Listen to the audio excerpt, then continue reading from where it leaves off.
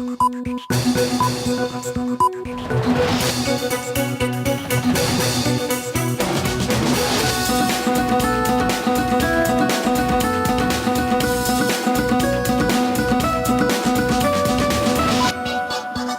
to Madhusanga News. This is Anika Siraj. First, the headlines.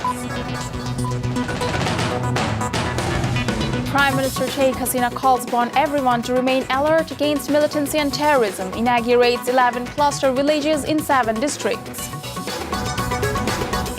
Government signs 3 separate deals for construction of elevated rail tracks and depot of the long-cherished metro rail project.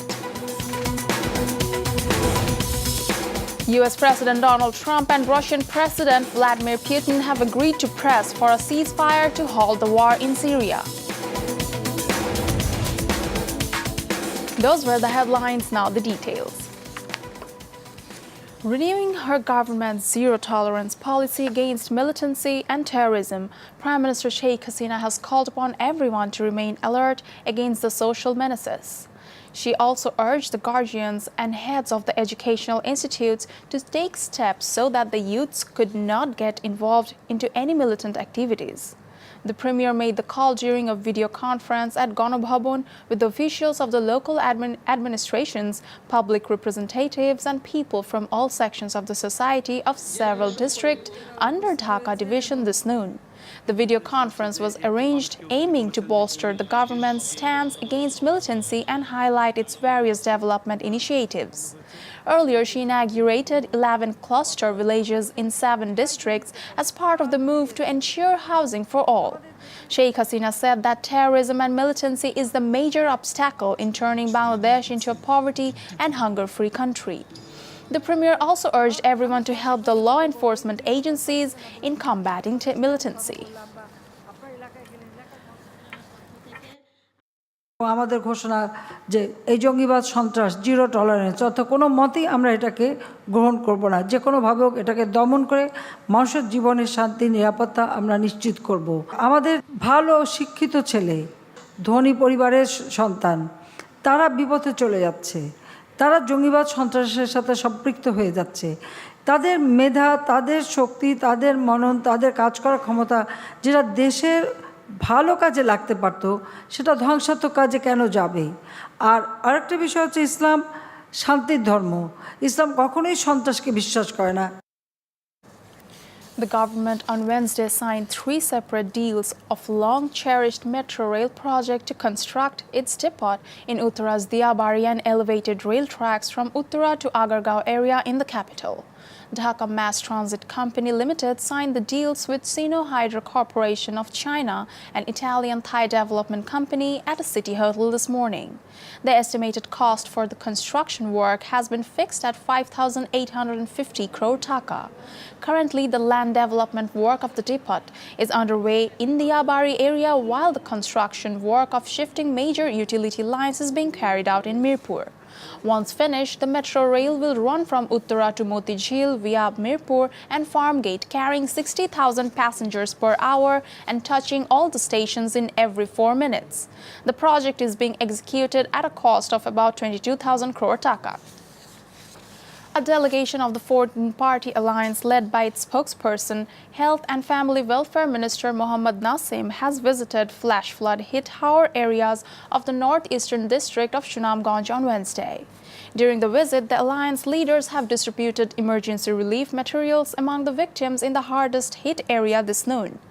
Meanwhile, power supply in several areas, including Duara Bazar and Vishamvorpur, continued to remain disrupted as the electric poles were badly damaged by the nor'wester. Besides, the government's emergency relief efforts are underway in Netrokana, Molovi Bazar and other flood-affected areas. However, allegations of irregularities in preparing the list of the flood victims were reported from Nator's Cholunbil area. The construction work of the much-anticipated 80-kilometer-long Marine Drive road from Cox's Bazar to Teknaf has been completed. Prime Minister Sheikh Hasina is expected to open the road on May 6th. The marine drive has already contributed to an attractive tourist-friendly ambience in the area. The work of the giant project, aimed at boosting connectivity in the famous tourist zone, started in 1993. Later, the infrastructure was implemented by Bangladesh Army's 16-engineer construction battalion in 3 phases at a cost of 1,040 crore taka. Meanwhile, Road Transport and Bridges Minister Baidul Qadir expressed optimism that the newly constructed 80-kilometer-long road will bring bright prospect of massive economic growth in Cox's Bazar and Teknaf areas.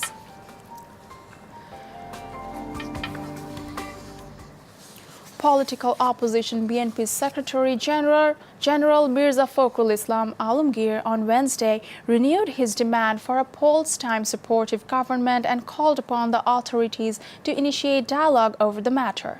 The BNP veteran said this at a discussion meeting in the capital this noon. আজকে নির্বাচনের কথা বলছেন এবং বলছেন সংবিধান অনুযায়ী নির্বাচন করতে হবে। সংবিধান তো আপনি ভেঙে কেটে ছুঁড়ে ছিন্ন ভিন্ন করে এখন যেটা তৈরি করেছেন, এটা তো সংবিধান না, এটা আপনাদের মন গড়া একটা কাগজ তৈরি হয়েছে এবং আপনাদের অধীনে নির্বাচন হওয়া কঠিন।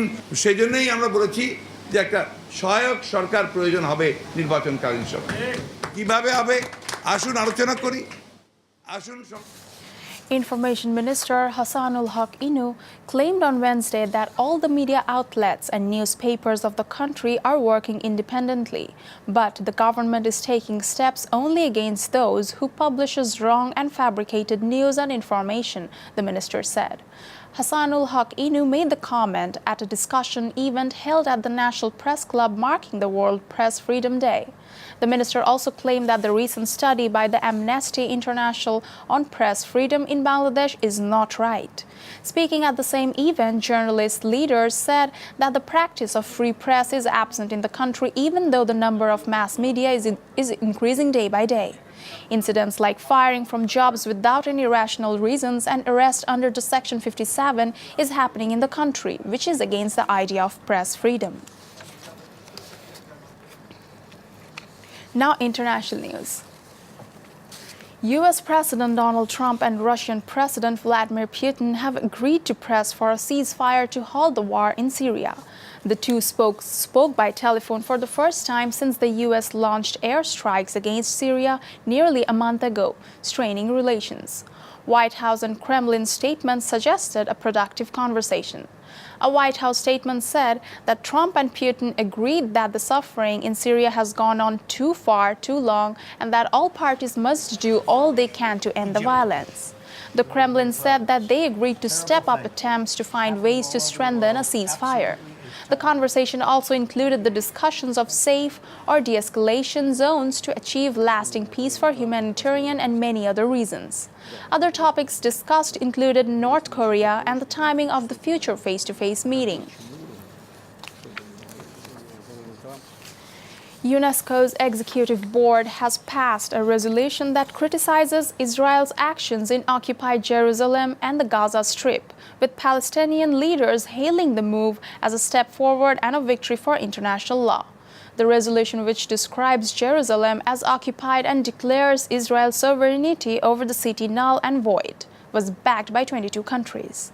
The US, Germany, Italy, and 7 other board members voted against it. The executive board decision now goes to the plenary, which will consider the issue on Friday. Meanwhile, the Israeli government, which called the resolution an unnecessary politicization of UNESCO, has started ramping up its criticism of the UN body well ahead of the Tuesday's vote. Before ending the news, the headlines once again. Prime Minister Sheikh Hasina calls upon everyone to remain alert against militancy and terrorism, inaugurates 11 cluster villages in 7 districts. Government signs 3 separate deals for construction of elevated rail tracks and depot of the long-cherished metro rail project. U.S. President Donald Trump and Russian President Vladimir Putin have agreed to press for a ceasefire to halt the war in Syria. That's all from me. Our next bulletin will be in Bangla at 6 p.m. Keep watching Machanga Television.